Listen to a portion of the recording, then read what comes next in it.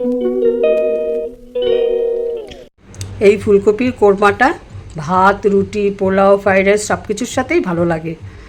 তো আপনারা একবার ট্রাই করে দেখতে পারেন। হ্যালো ফ্রেন্ডস, আমি চামেলি আবারও একটা নতুন ভিডিওর সাথে হাজির হয়ে গেলাম। তো আমি ফুলকপি নিয়ে নিয়েছি, আজকে আমি বানাবো ফুলকপির কোরমা। তো ফুলকপিগুলোকে আমি ওই গরম জলের মধ্যে লবণ আর হলুদ দিয়ে ভিজিয়ে রেখেছি। ফুলকপির ভেতরে যদি পোকা থাকে তাহলে ওগুলো বেরিয়ে আসবে। তো এটা ভেজানো থাক, আমি ততক্ষণ মশলাগুলো রেডি করে নেই।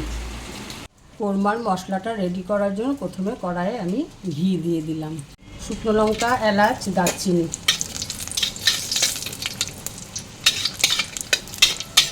কাজু, পোস্তদানা,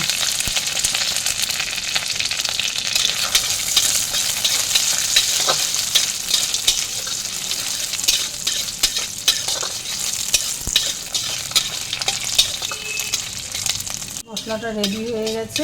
এবার এটাকে ঠান্ডা করে আমি মিক্সিতে পেস্ট করে নেব। রান্নাটা আমি সরষের তেলে করব, তার জন্য আমি কড়াইয়ে সরষের তেল দিয়ে দিলাম। এবার কড়াইয়ে অল্প লবণ আর অল্প হলুদ দিয়ে দিলাম। এবার ফুলকপিগুলোকে আমি হালকা ফ্রাই করে নেব।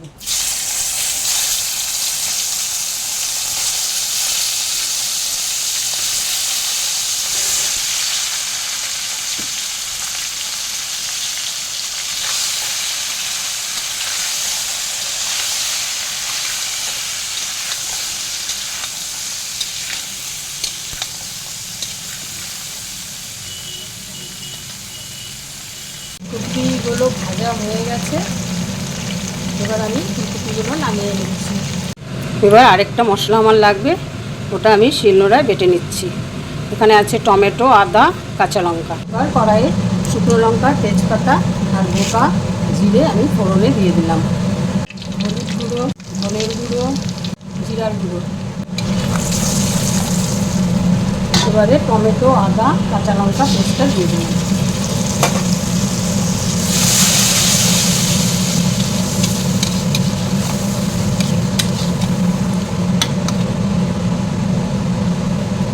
আমি স্বাদ মতো লবণ দিয়ে দেবো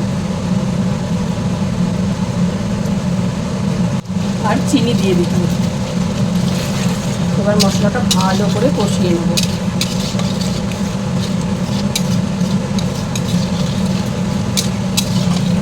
মশলাটা ভালো করে কষানো হয়ে গেছে।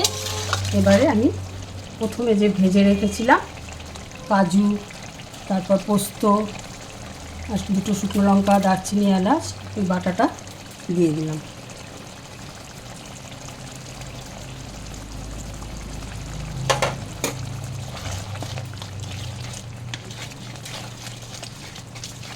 এই মশলাটা ভাজাই ছিল, তাই অত কষাতে হবে না। এবার আমি ফুলকপিগুলো দিয়ে দেবো।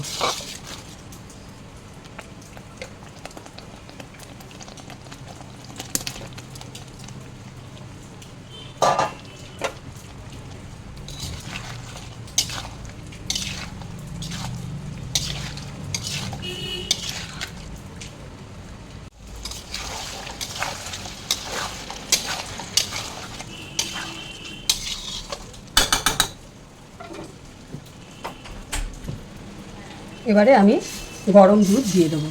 অবশ্যই গরম দুধ দিতে হবে, নাহলে দুধটা ফেটে যাওয়ার চান্স থাকবে।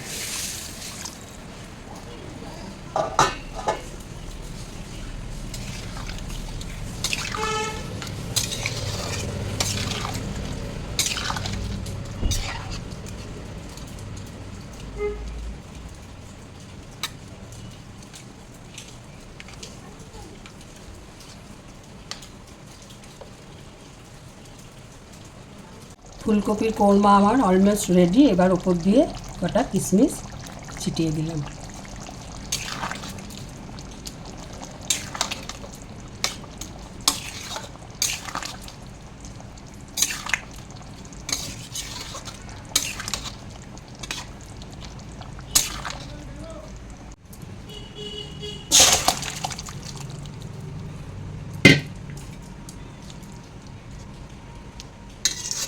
টাটা বন্ধুরা, আবার নেক্সট ভিডিওতে দেখা হবে।